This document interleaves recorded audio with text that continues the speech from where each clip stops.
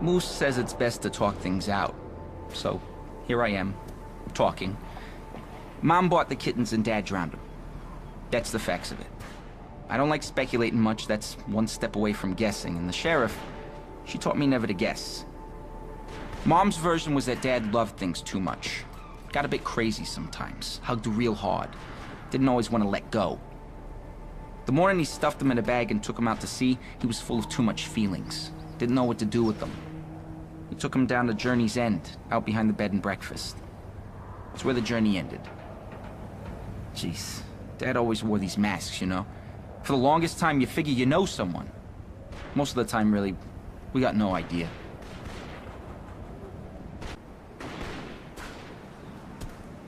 Stay safe.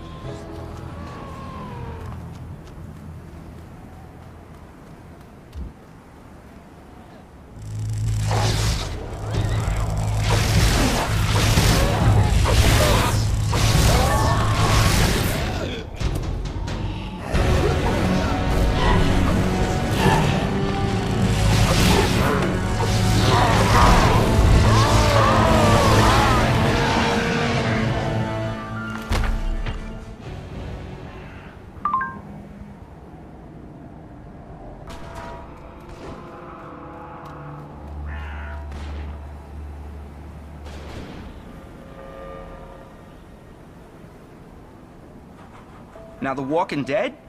I can wrap my head around that. They're dead folk, just walking is all. But those other things? Tall and pale, slimy as maggots. They washed up with the fog. They came and dragged the townsfolk out to sea. Drowned them.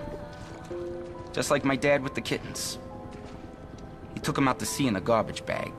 Said they were gonna go for a swim. Said they needed the exercise. They never came back. A few years later, neither did my dad. Jeez, I still miss those kittens. The townsfolk, they did come back, dragging what looked like eggs. The big ones, they come out of those eggs, like something from Invasion of the Body Snatchers. They're littered all over the place and guarded, and I'm thinking to myself, Andy, that's gotta mean something. That's gotta be a clue. Why keep an eye on something if it ain't valuable? That's police work. That's deduction, plain and simple. So I'm thinking, what came first, the maggot or the egg? Obviously the egg, right?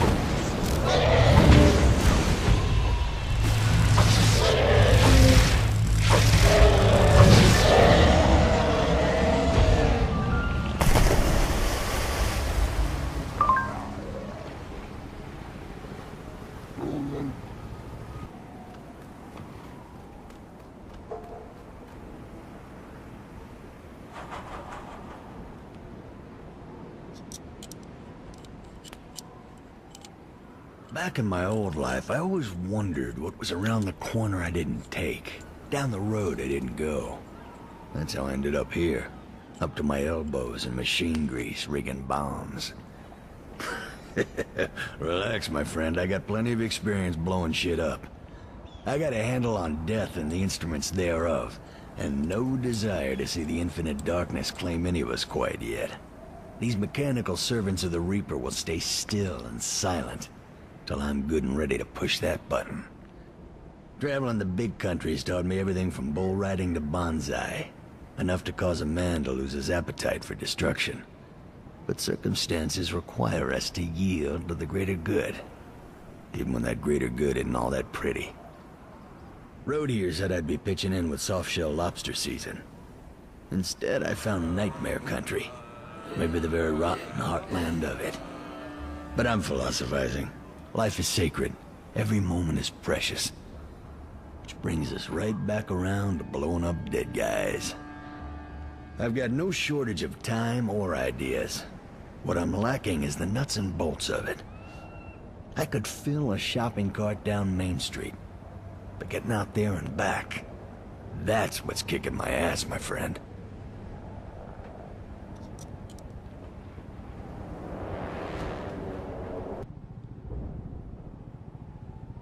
There's nothing like the confines of a cubicle or a packed subway to give a man perspective.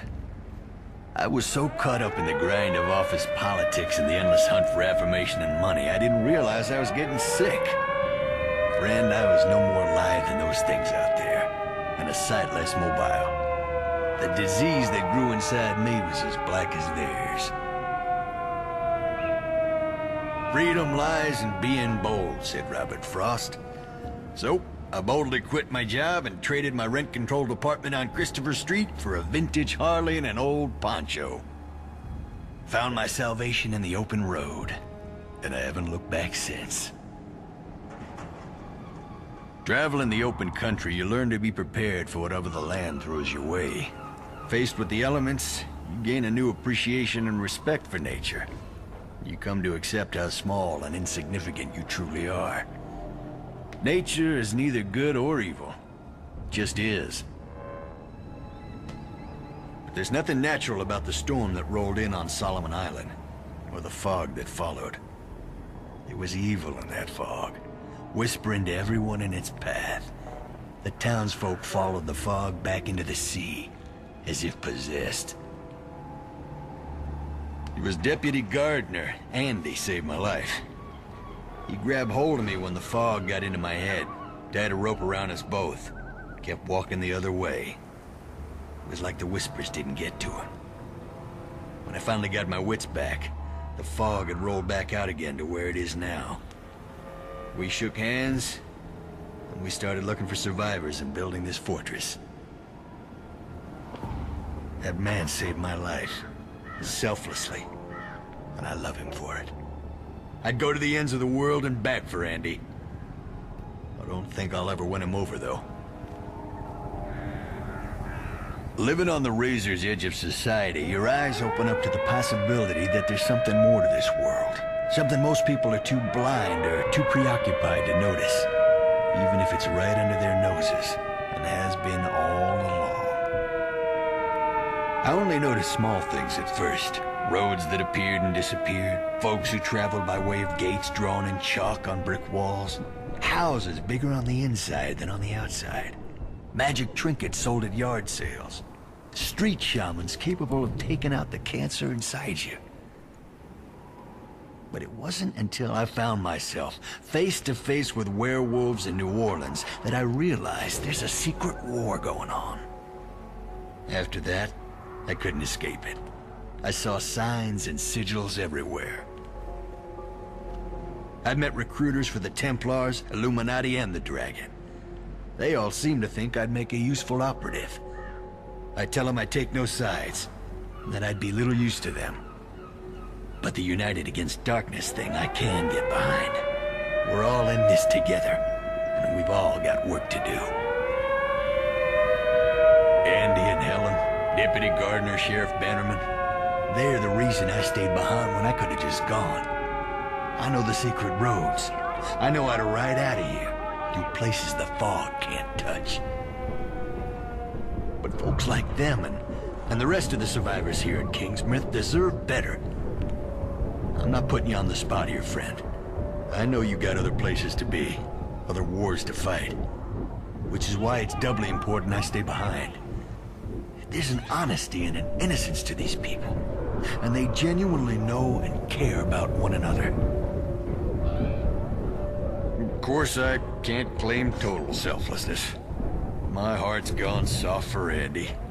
And even if he'll never feel the same way for me, as long as this heart's beating, I won't let any harm come to him.